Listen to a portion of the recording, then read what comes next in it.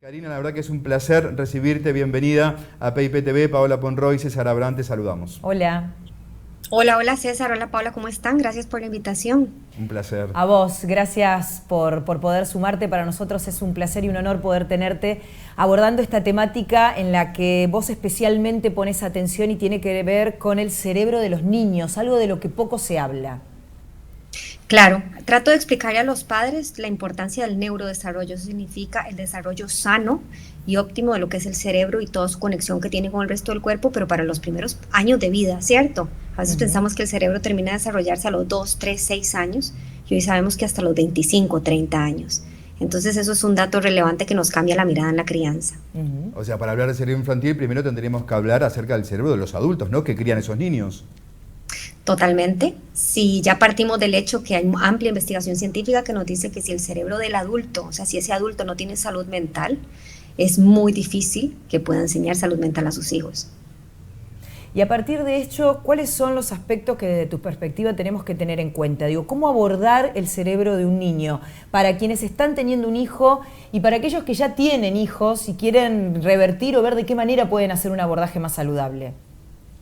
Yo creo que tenemos que pensar que el cerebro, ¿verdad? Y su conexión con el cuerpo necesita de amplios factores para desarrollarse sanamente. Una de ellas, lo primero que dijimos, es un vínculos fuertes y sanos con personas que tengan salud mental. Pero además tenemos que considerar todo lo que ese niño ve, come, hace, juega, siente. Y aquí entonces entran en juego un montón de variables. Entran en juego, por ejemplo, los alimentos, los nutrientes que consume ese niño. Entran en juego las pantallas, el contenido y el tiempo que está enfrente a estas pantallas. Entran en juego la exposición a la naturaleza, el contacto con otros niños, el juego. Entran en juego la forma en la que respira. Es interesantísimo lo que les estoy hablando porque son los últimos 15, 20 años de estudio donde nos hablan que, por ejemplo, la respiración nasal por la nariz es crítica y fundamental si queremos tener salud mental. Entonces, estamos hablando de un montón de componentes que tal vez no consideramos, pero que hoy la evidencia científica de los últimos años nos ha dicho, atención, la crianza son muchos otros aspectos más que están vinculados con ese día a día, que son los cimientos de la salud mental que ese niño va a disfrutar para toda la vida. Karina, con esta respiración de la que vos estás hablando, es la respiración con la que nacemos. Cuando salimos del vientre materno, es la respiración que tenemos y a lo largo del tiempo la vamos perdiendo. ¿Por qué va pasando esto y cuán fundamental es para tener una buena calidad de vida? Efectivamente, nacemos con una respiración diafragmática, pero nasal. Va cambiando por muchas razones. Por ejemplo, ahora tenemos un aumento significativo de alergias y las alergias obviamente traen obstrucciones nasales. También tenemos personas que dejan de sentir esta conexión que tenemos entre el pulmón-cerebro y de pronto empezamos a hacer una respiración más de pecho, ¿cierto? Entonces, en vez de tener una respiración diafragmática donde se nos mueve nuestro estómago, tenemos una respiración más de pecho.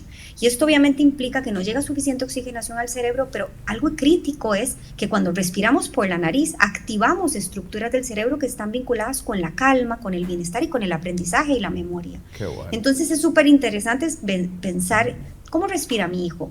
Tiene alergias, tiene constante rinitis o obstrucciones nasales, tiene apnea del sueño, niños que, ¿verdad? que no respiran bien durante la noche, porque todo esto está vinculado con trastornos de ansiedad, con déficit de atención, con depresión, con problemas de aprendizaje, y eso nos llama a un estado de acción, ¿cierto? Qué interesante lo que estás planteando y también pienso en el enorme desafío que los padres tenemos en este momento de la historia y tiene que ver con el uso de las pantallas, de las nuevas tecnologías. Esta decisión de poner un límite y a la vez sentir que uno no puede lidiar con toda la información de la que disponen y ese estímulo que reciben permanentemente. Efectivamente, yo creo que las pantallas son uno de los grandes desafíos del siglo XXI. Llegaron sin manual, llegaron sin advertencia y siendo madre comprendo que las pantallas nos facilitan la crianza significativamente. Nos permiten vivir, decimos en ocasiones, respirar, ¿verdad? Tomar un respiro. El problema es que en Argentina le llamamos el chupete electrónico. Claro. Absolutamente, la crianza es la niñera por excelencia, es la más efectiva, la más eficiente. Sin embargo, cuando empieza a salir, ¿verdad?, estos dispositivos y los empezamos a facilitar, empiezan a salir otros problemas, empezamos a ver trastornos en el desarrollo, retrasos del lenguaje, aumento de déficit de atención, aumento de ansiedad, problemas de aprendizaje, tenemos niños que de pronto están más impulsivos, tenemos niños ya preadolescentes, adolescentes, que estamos hablando de un aumento de suicidio, de autolesiones, de apatía, de desmotivación, y entonces de pronto nos empezamos a cuestionar que si desde el 2007 nacen estos dispositivos, tenemos una curva ascendente de estos otros problemas en el neurodesarrollo, y entonces la investigación, que es un poco más lenta que la tecnología, ¿cierto?, nos viene arrojando investigación reciente. Y entonces, cuando estamos hablando de que ya entidades gubernamentales dicen, bueno, estamos ante un estado de alerta, ¿verdad? En Estados Unidos están demandando en este momento, por ejemplo, Instagram y Facebook, porque las repercusiones que han tenido en la salud mental de los niños y adolescentes. Y entonces de pronto vamos un poco más tarde, pero bueno, yo como mamá nadie me avisó. Y ahora me están avisando, y ahora es un momento de tomar acción, porque lo que hicimos hace un tiempo no teníamos, hacíamos lo mejor que podíamos con las herramientas que teníamos. Hoy tenemos otra información, hoy tenemos otras herramientas, y es crítico tomar acción, porque si no nuestros hijos van a ser esos números alarmantes que estamos hablando. Y desde tu lugar, ¿qué crees conveniente? ¿Desde qué edad un niño puede acceder a estos dispositivos y cuánto tiempo sería lo ideal? Yo creo que si seguimos los lineamientos de la Academia Americana de Pediatría, diríamos que antes de los 2 años, pero quiero ser clara, 2 años, 11 meses, 30 días. O sea, antes de que el niño cumpla 3 años, ¿verdad?, no se recomiendan las pantallas. Y lo que ellos dicen es de 12 a 6 años máximo, de 30 minutos, 1 hora, contenido de calidad y supervisado. Y a los 6 años nos hablan de que no más de 1 hora seguida. Yo soy distinta, yo soy más tajante, y por la evidencia y por la experiencia creería que antes de los 6 años los niños no tienen que estar expuestos a ningún tipo de dispositivo.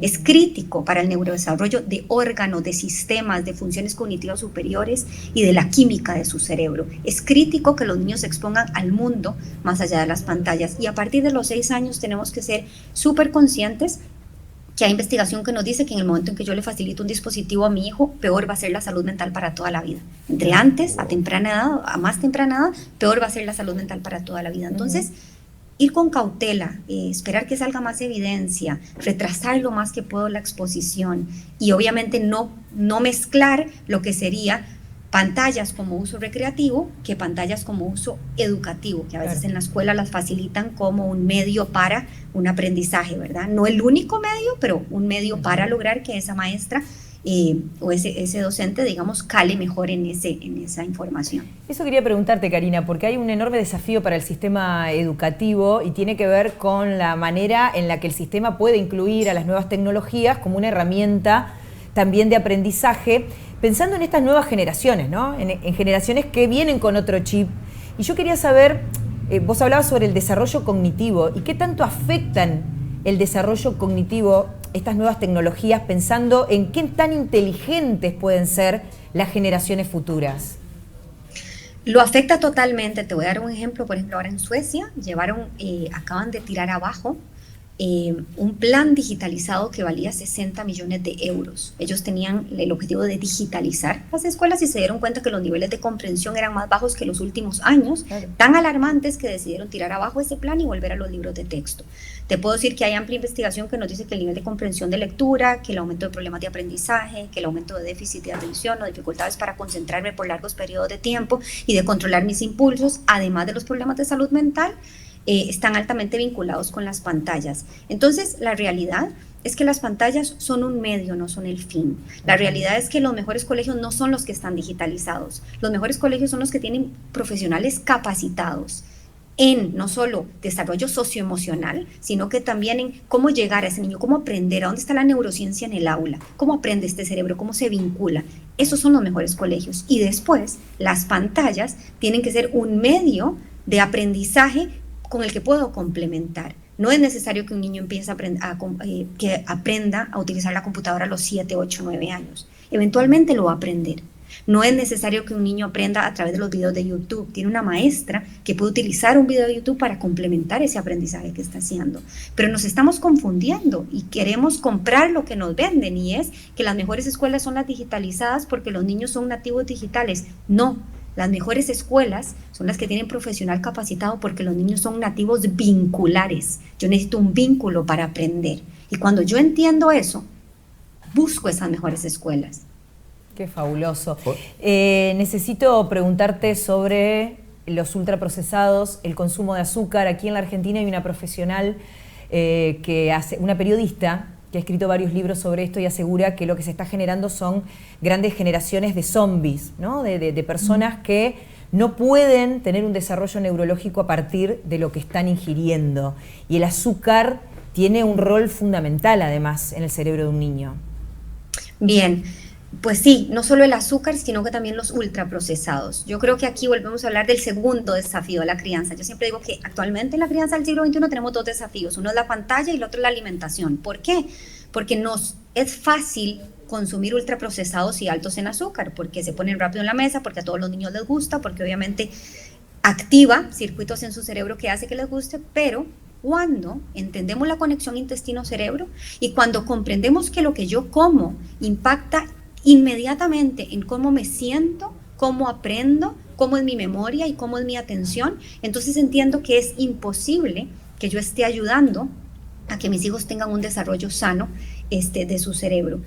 Es tan fácil como pensar lo que si yo en la mañana decido darle a mi hijo una factura o un cereal de caja y lo envío a la escuela, esos niveles altos de azúcar van a impedir que su cerebro haga lo que tiene que hacer para aprender sanamente. Y a largo plazo, esto genera estados inflamatorios que repercute en todas las enfermedades que estamos viendo ahora. Si entendemos que la alteración de todos esos bichitos que tenemos en el intestino, que se llama esta microbiota intestinal, está directamente relacionada con aumento de la sintomatología en niños del espectro autista, aumento de sintomatología en déficit de atención, trastornos de ansiedad, depresión, inclusive lo estamos vinculando con Alzheimer, o sea, una inflamación a largo plazo me produce Alzheimer en mi adultez. Entonces comprendemos que estamos tomando muy malas decisiones cuando ponemos alimentos en la mesa.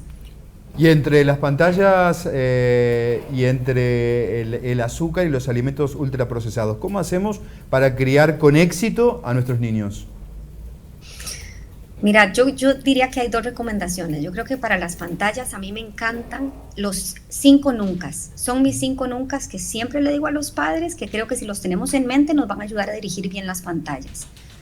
Nunca cuando están comiendo, nunca cuando están en un evento social, nunca cuando están haciendo otra actividad, nunca 2 horas antes de irse a dormir y nunca para calmar una emoción. Entonces, si yo, posterior a los 3 años, utilizo estos 5 nuncas, tengo una clara guía de, bueno, vamos a ver a dónde podemos incorporar esas pantallas. Y en cuanto a los alimentos, soy muy crítica en que tenemos que comprender cuáles son esos nutrientes críticos que necesita este cerebro para desarrollar sano y que basado en esa premisa, yo elijo la calidad de los alimentos que pongo en casa para que mi hijo elija la cantidad de lo que consume.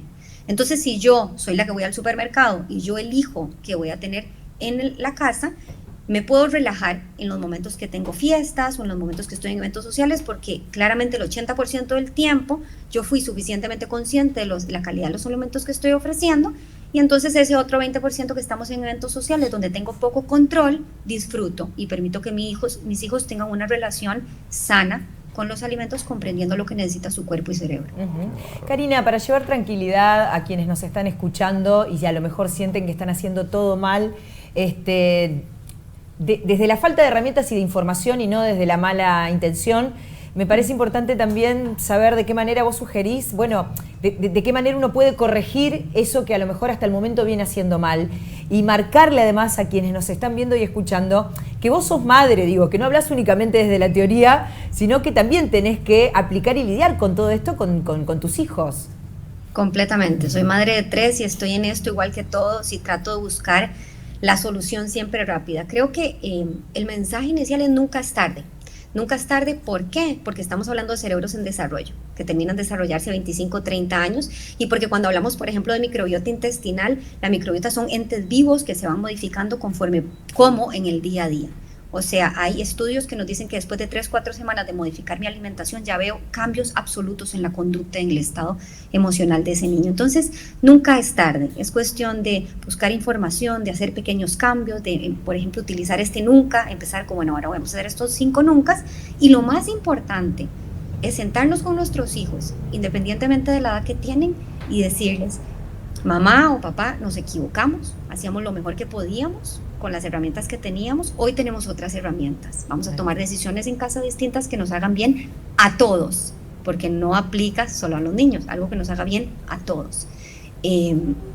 Y los niños entienden, y hay que acompañar la emoción, hay que acompañar la frustración, porque posiblemente no van a estar contentos, porque todo esto de las pantallas y el azúcar y el ultraprocesado es adictivo. Entonces tenemos que acompañar esa adicción, ¿verdad? Esa frustración, y eventualmente vamos a ver unos resultados muy positivos. Nunca es tarde para hacer cambios. Karina, la verdad que ha sido un placer enorme poder entrevistarte, súper amable, súper clarísima además en todos los conceptos. Muchísimas gracias, para mí ha sido un gusto. Gracias, un abrazo grande.